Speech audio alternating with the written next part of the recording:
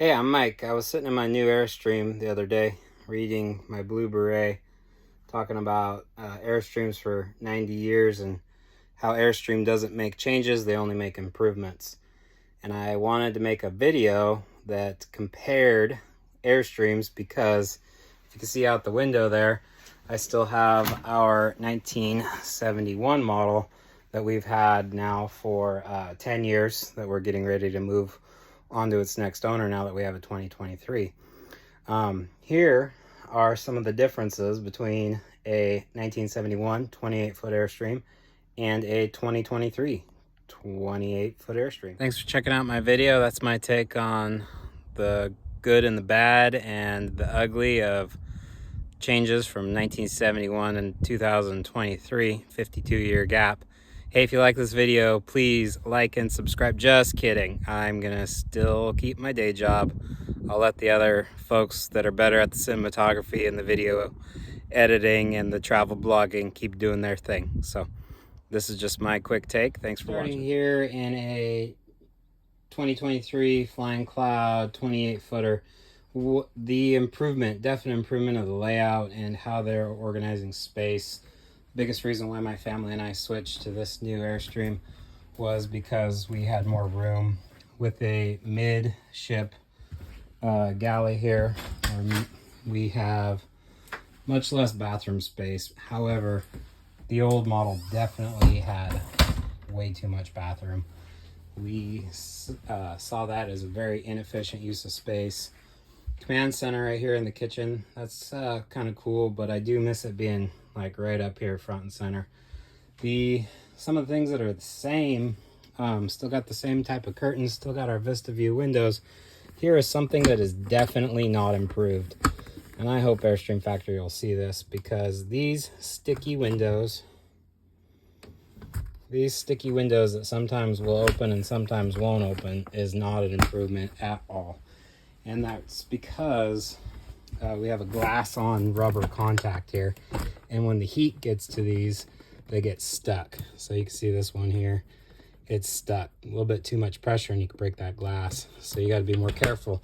When they're really stuck, you got to go outside and grab a credit card and grab that. It's not an improvement whatsoever. Another not an improvement is right here. You're doing dishes and you're banging your head. This cabinet here is way too big and deep. Although my wife really likes the space, I like the space too. Lots of storage, but not a great use of space. Here, this is an improvement. Not banging your head, having a nice pad right there. Definite improvement. One of the biggest improvements to this Airstream in 50 years is the door. Much more solid, much better close. That's an excellent improvement for sure. We still got our torsion axles 50 years later, same like that. Zip D awning, same. Love the Zip D awning. 50 years and the Zip D awning hasn't changed one bit. Very effective. Moving over here to the tongue areas. Location of the battery boxes, much better. This older model brought the battery on board and then you have to vent it out to the outside world. So here's our 1971 Overlander. The Overlander is a 28-footer, so this is the International Overlander. I don't think that's a big improvement in the naming. We got a 28 twin. We've got an Overlander. I think Airstream needs to go back to more creative naming. I think the conventional square box trailers want us to see like the foot to denote the model number. That's a bad move. All right, in here, on-demand water heater. Jury's still out on that guy. All of the hookups being right here, that's a much more improved, better for RV parks. Everything's set up. Here though, I think Wally Bynum would have an absolute fit. All right, these are in the right spot. They are conveniently located as far as being on the side of the trailer. However, they really need to be up and inside. These trailers are not technically a 4-season model because of this right here. You have to use some creative winter moves to keep that open and not freeze up. Theoretically, your furnace is supposed to keep it open and not freezing, but that's not the truth. We do a lot of winter camping, and we had it freeze up a couple times this year on us. The other thing too is they're definitely in a spot that could easily get drug and cause a lot of damage. I like the idea of where the sewer slinky could go, but no modern sewer slinky fits in there. We all use the new Rhino type or any of the other new modern ones with the fittings already attached, and that's kind of just a waste of space. I don't know what we're going to put there. So if we go over here to the Overlander, all right, we still got the same type of jack pads, much better storage on the new one because the bathroom got moved to the middle. This one loses a lot of storage. Coming inside here, you look at the door. We've had to repair it a few times, take it to the welding shop. Lot thinner of a door, less secure of a locking mechanism. Definite improvement in the new door. Also, you got on this model, or on all the vintage ones, we got our freshwater hookup over here on the curb side. Kind of handy from filling up from the hose at the house, but it's kind of weird if you're in an RV park or you're pulling up any other utilities. When we come around to the back of the model here, on our Overlander, we've got some of the hookups are on the sides, like there's the electrical cord, there's our propane water heater, but I guess I parked this one a little close to the blackberries. So the old one had everything in here. Here's our dump valve right there. You open the bumper, dump it out. Definitely the wrong location, but a much better idea. Everything is up inside the coach and much less likely to freeze, much less likely to drag or get caught on anything. So on this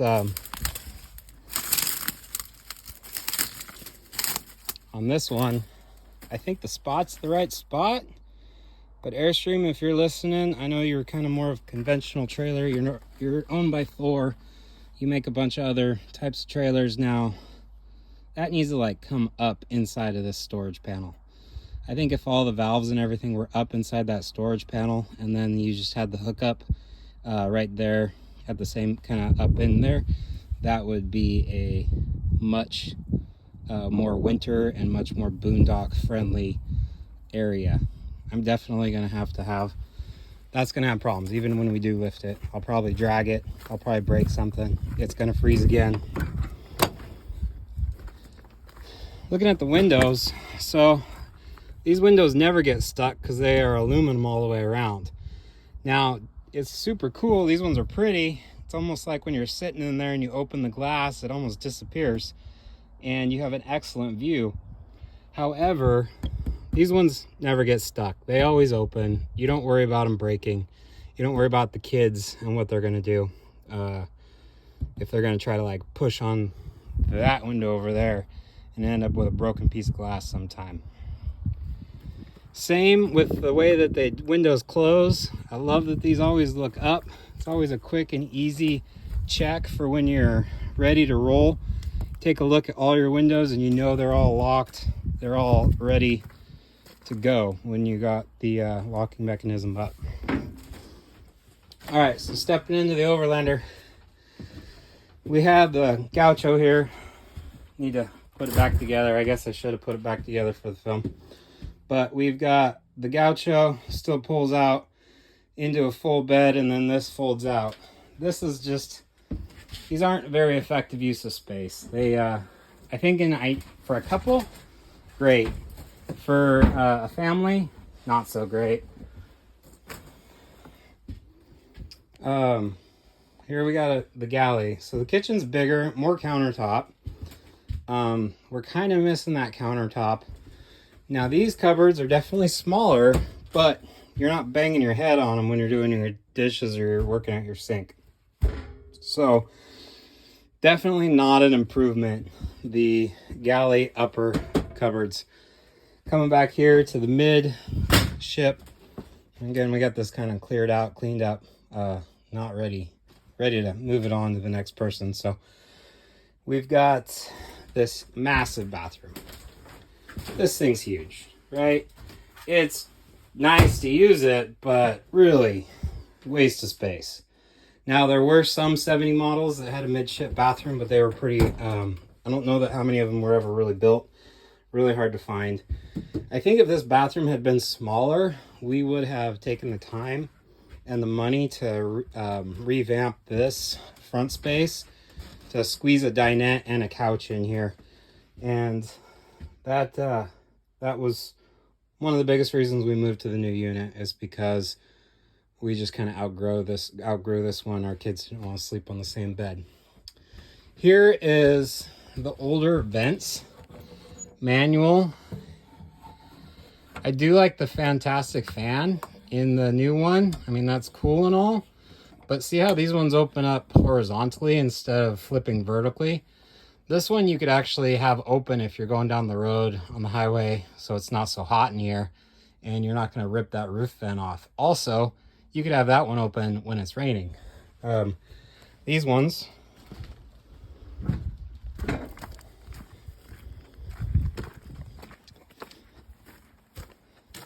it's kind of funny. A bunch of our neighbors didn't even know we had a new one. That's kind of, you can tell how some of the stuff just hasn't changed very much. These ones here,